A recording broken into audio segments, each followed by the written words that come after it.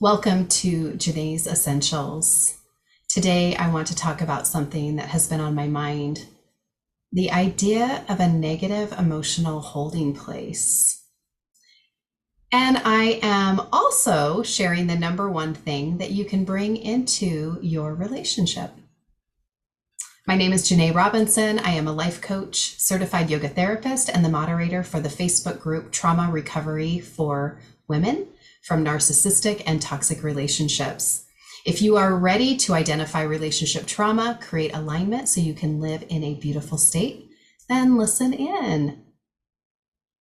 We all go through difficult times, and sometimes those experiences can linger within us, creating a negative emotional holding place. It's like a dark cloud that follows you around, weighing you down with its heaviness. And this negative holding place can manifest in various ways. If you are here due to old wounds from past relationships that still haunt you, unresolved conflicts that continue to eat away at your peace of mind, or maybe self-doubt and insecurity that prevent you from reaching your full potential, you may be in a negative holding place. Whatever form it takes, this negative holding place can have a significant impact on your relationships and your overall well-being. So what are some relationship experiences that are contributing to this negative holding place? A one-sided relationship,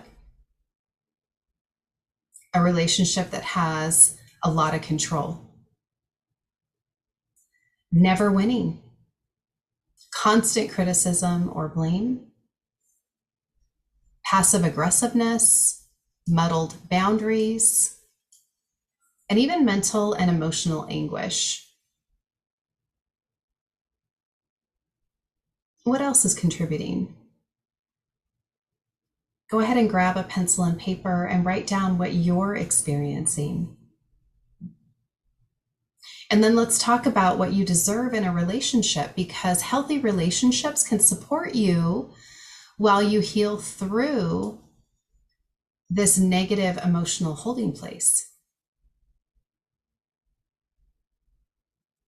I believe that you deserve a relationship where you have peace of mind and aren't second guessing everything that you say or do. A relationship where you are on each other's side.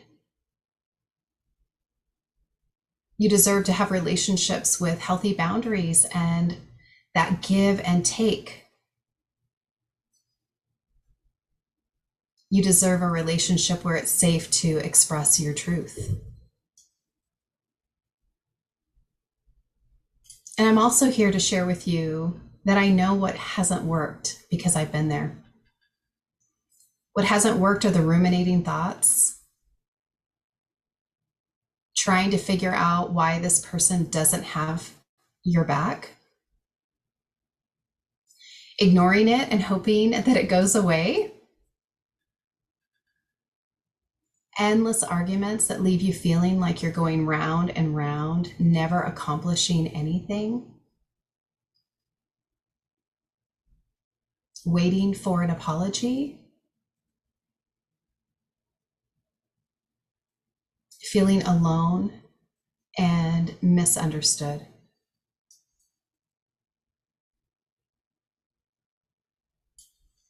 If you're relating to what I'm saying, ask yourself, what is going to happen if I continue on this track?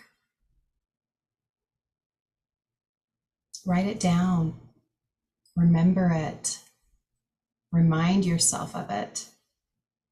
What is going to happen if I continue to stay on this track? And then take a breath. That's a lot. Feel into the seat of your chair or your feet. Place your hands on your belly and take a deep breath.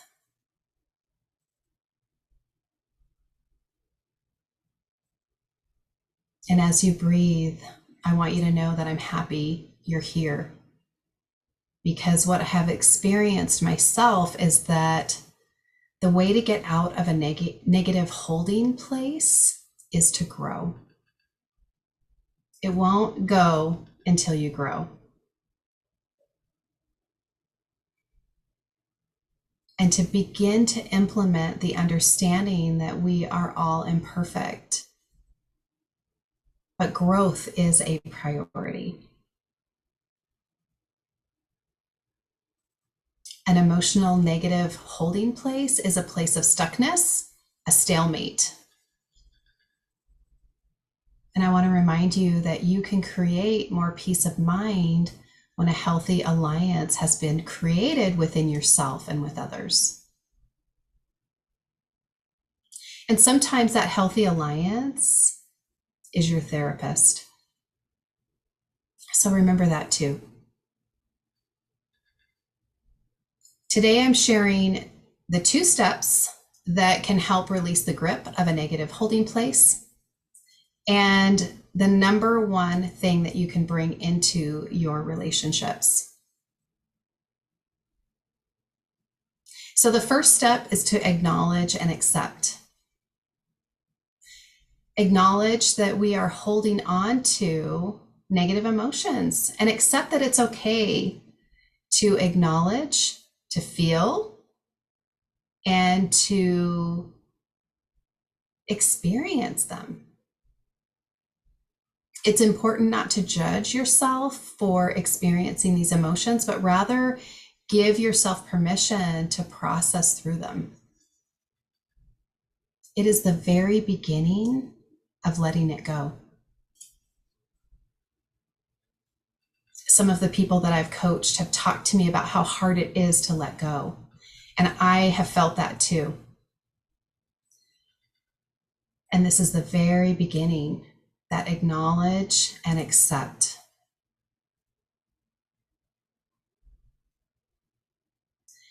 I'm going to jump to the number 1 thing that you can bring into your relationship, and that is the building block of a regulated nervous system. When we are in an emotional negative holding place, we're dysregulated. We are often showing up defensive, not ready to listen. And part of acknowledging and accepting who you are is to take the time to get to know your nervous system and what you need to feel safe in relationship.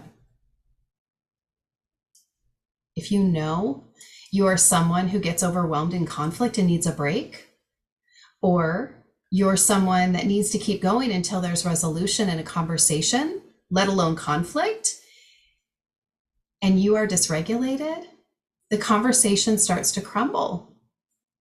We've all been there. And then what happens? More dysregulation, hurt feelings. So when you begin to put this work into play, it is important to start with someone you can be open and honest with, someone that you can easily talk to. When you are with someone who is not respecting the fact that you need a break, it's time to reevaluate the health of this relationship and to reevaluate your language. Anytime we're in conversation, there's risk. Risk that the other person may misunderstand what we mean. And advocating for yourself comes more easily from a regulated nervous system. Getting to know your nervous system takes time and effort, and it is one thing that is important to take daily action on. If you can be on your own side first, then you can more effectively ask a friend or family member to be on your side. You will know what to ask for. You will know what you need. So for some, regulating comes from going to the gym, doing yoga, taking a walk or meditation, deep breathing. I like to do all of those things. And when you find what works for you, stay committed.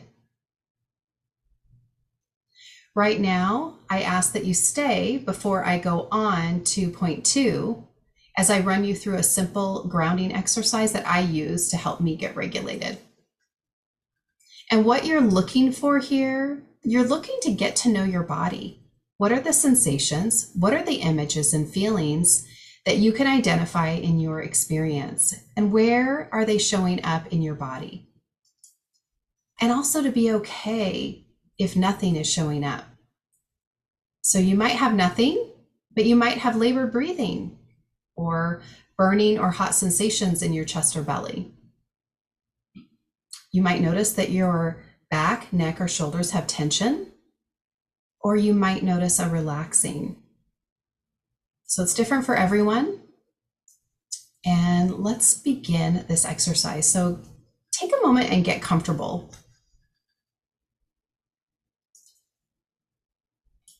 Close your eyes or look down.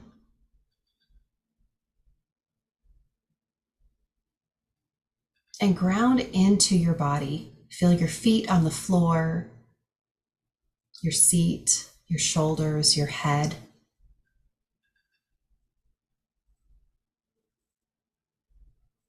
Ground into the breath. Notice the inhale and the exhale.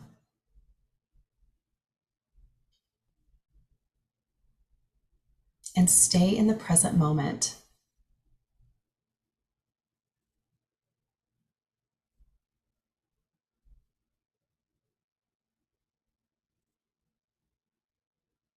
Notice what's happening.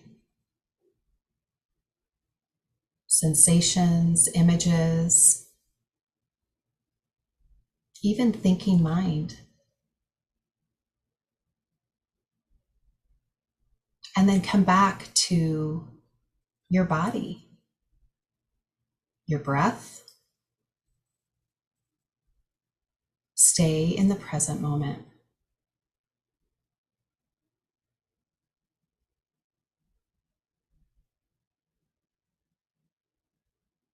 And as you be with your body, find the loudest sensation that is there. What is there? Something that's loud.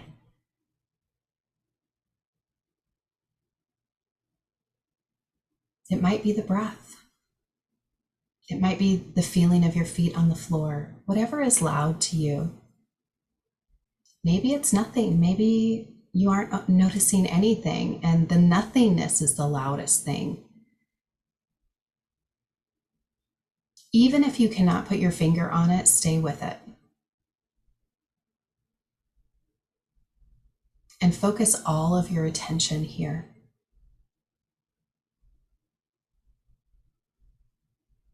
Don't label it or try to figure it out. Just be here now with what is.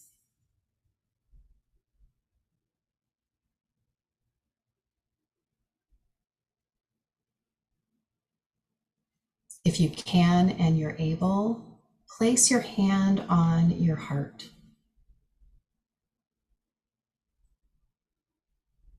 Take a breath. Feel into your body.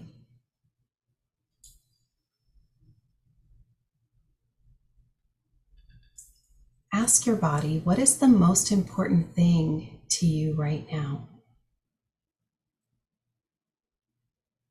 What is the most important thing to you right now?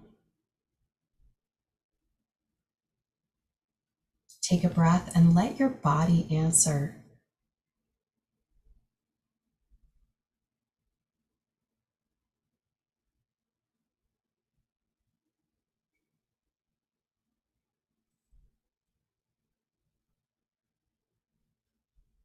And when your body answers, hold on to it. And if you're really stuck and nothing is arising, hold on to that too.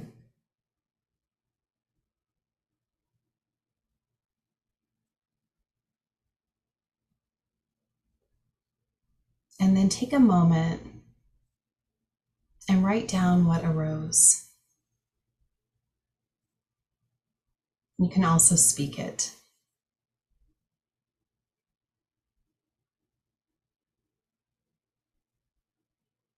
Notice if it was a word or a feeling or an image that came to you. Maybe it was something unexplainable.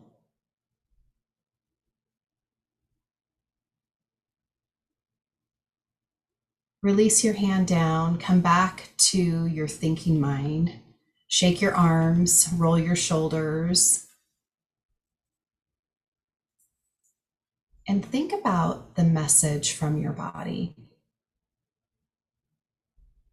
What does it mean?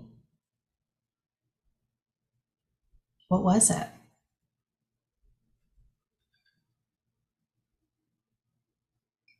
And what is one wise action? Wise action being something that doesn't hurt you or anyone else, that you can take today or tomorrow to implement the wisdom that your body gave you into your life. And write that down.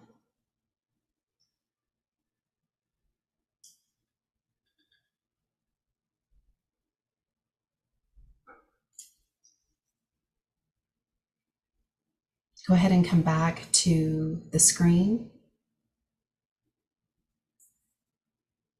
Taking time to connect to your body is a building block of tapping into your emotional state.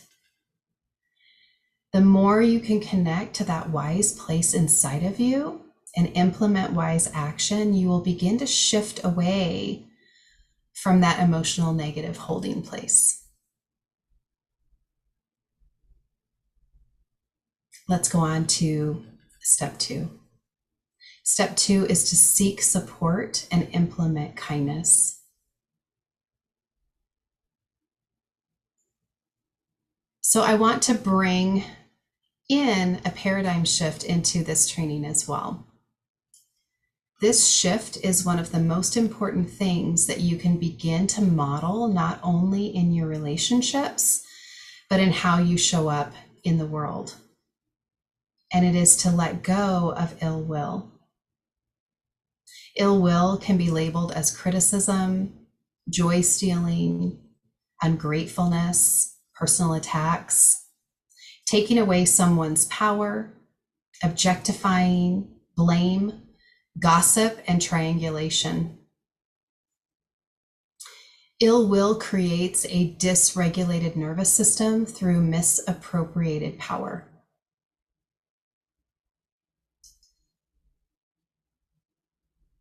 I am sure that every one of us can relate to being the odd one out or being talked about behind our back. And this is how wormholes are created in relationships. And it's a form of avoidance of having a conversation, avoidance of counseling or growth. And it is a misappropriation of relationship and connection. When you remove ill will from your heart and lips, and you ask those who are in relationship with to do the same, it brings a shift like no other.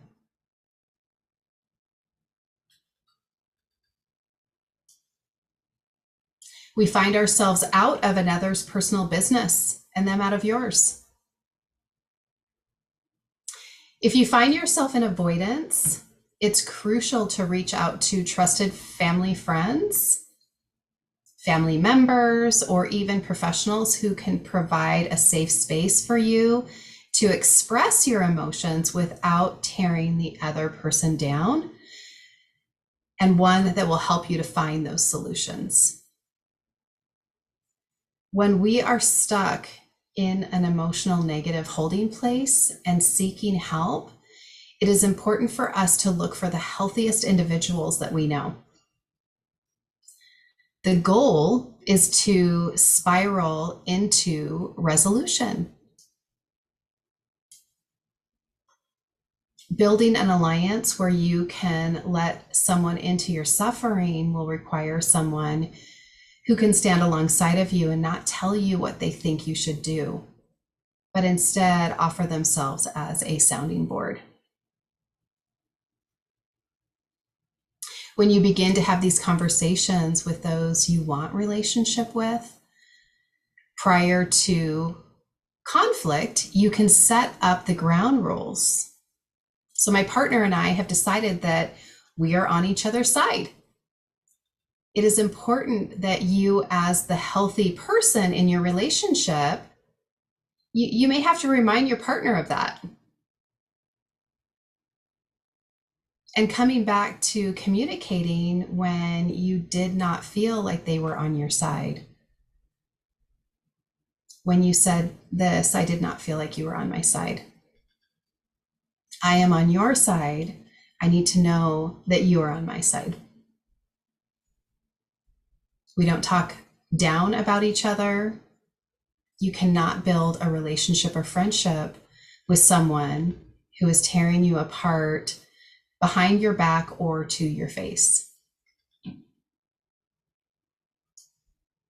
And remember, we have the power to break free from the negative holding place emotionally. We have the power to break free from that. And it may take time, patience, and effort, but it is worth it. So let's support each other on this journey of emotional liberation. Together, we can create a more positive and uplifting environment for everyone. And if I can help you in any way, stick around and watch more videos. Or you can join my Facebook group, Trauma Recovery for Women from Narcissistic and Toxic Relationships, and we can continue the conversation there. Thanks for watching.